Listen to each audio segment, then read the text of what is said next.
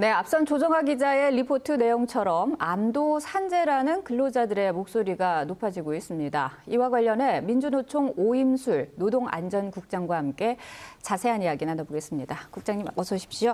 네, 자, 이 최근 몇 년 새 일터의 유해 환경으로 인해서 이 암이 발생해서 휴직 또는 퇴직하는 사례가 늘고 있다라고 하는데요. 이 직업성 암을 얻는 노동자들이 현재 얼마나 되고 또 업종이라면 어떤 업종이 있는지 설명 좀 부탁드립니다. 예, 저희들 세계보건기구가 암 환자를 추정할 때, 직업성 암 환자를 추정할 때 대개 암 환자 중에 4%를 직업성 암 환자로 추정하고 있습니다. 네. 대한민국의 한 해 암 환자 발병이 24만 명, 25만 명 정도가 됩니다. 그렇다면 한 10,000명 이상이 직업성 암 환자로 저희들은 이제 추정하고 있고요. 네.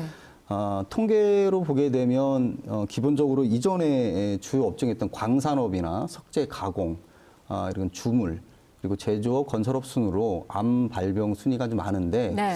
뭐 이 통계 순위는 워낙 한국 사회의 암 산재 승인율이 높지 않아서 네. 크게 현재로 의미가 있는 것은 아니라고 좀 보여집니다. 네, 그 말씀하신 것 중에 전체의 암 환자 중에서 WHO에서는 한 4%가 직업성 암으로 보고 있다라는 말씀이신데요. 우리나라 근로복지공단의 국가 암 등록 통계를 보면은 현재 우리나라는 0.06% 국내 암 환자 25만 명 가운데 0.06% 한 200명 정도를 직업성 암으로 추측을 하고 있습니다. 근데 이 직업성 암으로 추측되는 근로자의 수는 점점 더 많아지는 데 반해서 사실 이에 대한 인식은 국민들이 좀 잘 모르는 것 같은데 왜 그런 걸까요? 일단 암이라고 하면 사회적 인식이 유전적 질환이나 흡연, 술, 음식 이런 것으로 규정되어 있다 보니까 직업적, 환경적 요인에 의해서 암이 발병할 거라고 생각을 잘 하지 않습니다. 네. 그렇기 때문에 이제 산재 신청을 해야 되는 그런 것을 찾지 못하는 거죠.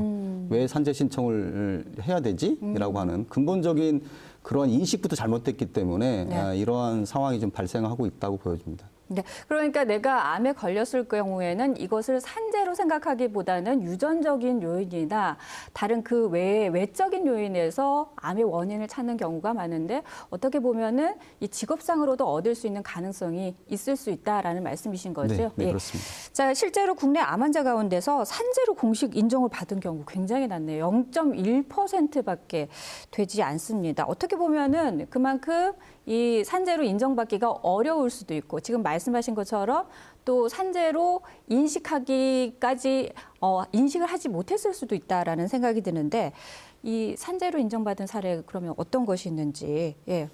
실제로 산재 승인율 자체는 낮은 편은 아닙니다. 한 70%가량 산재 승인율이 되기 때문에 네.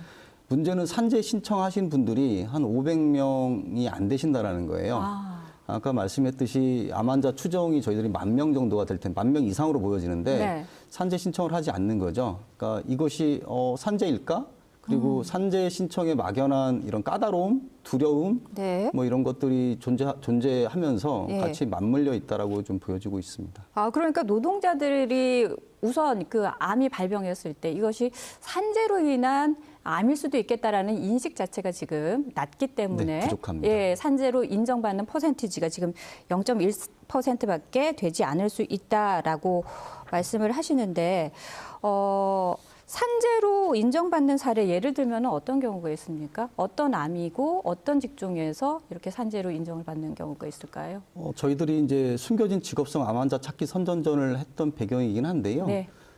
학교에서 급식실 네. 노동자들이 집단 폐암 산재 신청을 했고 네. 21년도에 첫 산재 승인이 됩니다. 네. 그것처럼 우리 주변에 급식을 하면서도 암에 걸릴 수 있구나.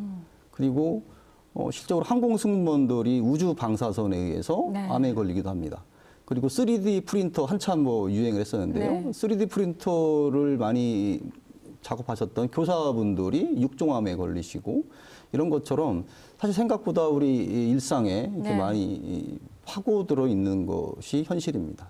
그러니까 우리가 일하면서 발생할 수 있는 유해 환경에 대한 제대로 된 인식이 없기 때문에 그 암이 발생한 것에 대한 그러니까 산재로 인정받기까지가 좀 어려울 수도 있겠다라는 생각이 드는데 사실 급식실 조리사 같은 경우에는 집단 폐암으로 인정받을 때까지 제가 알기에는 기간도 좀 오래 걸린 것으로 알고 있는데 이게 모든 분들이 아까 말씀하신 것처럼 70% 산재 인정이 된다고 했습니다만은 안 되는 경우도 있지 않습니까?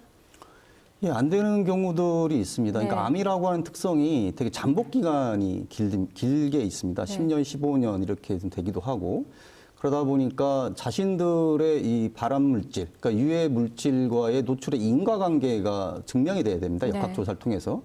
그런데 10년, 15년 오면 직장을 바꾼 경우도 있고 네. 자신이 이전에 어떤 물질에서 노출되어 있는지 네. 이런 것을 알지도 못하고 알았다고 해도 그 현장에 가서 그것을 확인하기가 어려운 뭐 이런 과정들도 같이 맞물려 있는 것이 현실입니다. 네, 보통 우리가 그 직업성 암, 특히 이 폐암이나 간암 같은 경우에는 이 제조 과정에서 발암 물질이 많이 발생해서 이런 직업성 암이 발생할 수 있을 가능성이 높다라고 보는데 일반적인 그 직업에서도 얼마든지 발생할 수 있겠다라는 생각이 듭니다. 지금 말씀하신 걸 들어보면은요. 만약 일터 환경으로 인해서 이 직업성 암이 그렇다면 발병을 했다면은 산재로 인정받을 수 있는 방법, 어떤 방법이 있는지 알려주시죠.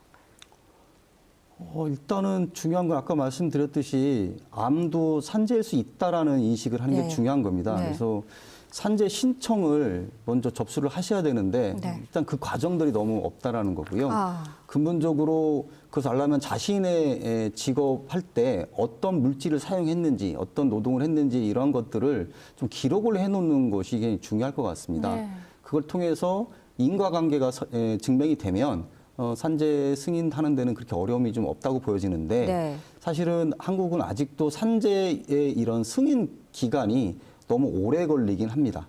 예를 들어서 얼마 정도나 걸리나요? 실질적으로 현재 암 같은 경우 1년 정도 걸리기도 하고 네.